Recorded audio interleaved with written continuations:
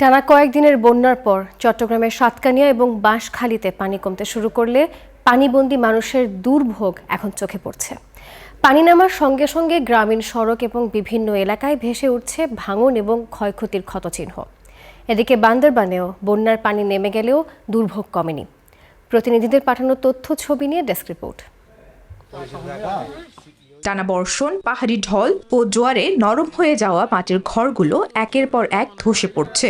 বাঁশখালীতে এখনো নিচু এলাকার ঘরবাড়ি, সড়ক ও শিক্ষা প্রতিষ্ঠানের অনেক অংশ পানির নিচে।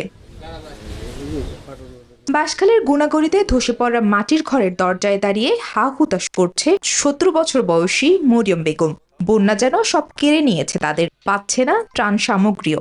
একই অবস্থা আরো অনেকের। খাল খনন না করা ও সুইচ গেট বন্ধ থাকাকে দুষছেন ক্ষতিগ্রস্তরা। এখানে মাটির ঘর যা আছে, আমার মনে হয় একটা মাটি করো হারা নাই, সব পড়ে গেছে। মাছের প্রজেক্ট দেখেন, কিচ্ছু নেই। ঘর দেবার তো সবগুলো পড়ে গেছে, এখানে তো পড়ে যাচ্ছে, এখন ঝুঁকিপূর্ণ, মানুষ থাকতে পারতেছে না। ঘরের দুরবস্থা, এখন ঘরের চকুটগুলো নিচে থেকে চলে গেছে। ঘর যতগুলো ভিজছে, পানি যতগুলো পাইছে সবগুলো নিচে চলে গেছে। ফুটগুলো নিচে গুডুমের বাইরে গেছে, তো আরো পর্যন্ত গাড়ি যায়। এদিকে বাঁশখালীতে খাল খনন কার্যক্রম পরিদর্শন করেন দুর্যোগ ব্যবস্থাপনা ও ত্রাণ মন্ত্রী। বলেন, বন্যায় ক্ষতিগ্রস্তদের তালিকা করে সহযোগিতা করবে সরকার। কৃষিতে কি ক্ষতি হয়েছে, আমাদের মৎস্য ঘের কতটা ক্ষতিগ্রস্ত হয়েছে, কতগুলো মানুষের বাড়িঘর ক্ষতিগ্রস্ত হয়েছে, সবগুলোকে সরকার পুনর্বাসনের কর্মসূচির আওতায় নিয়ে আসবে।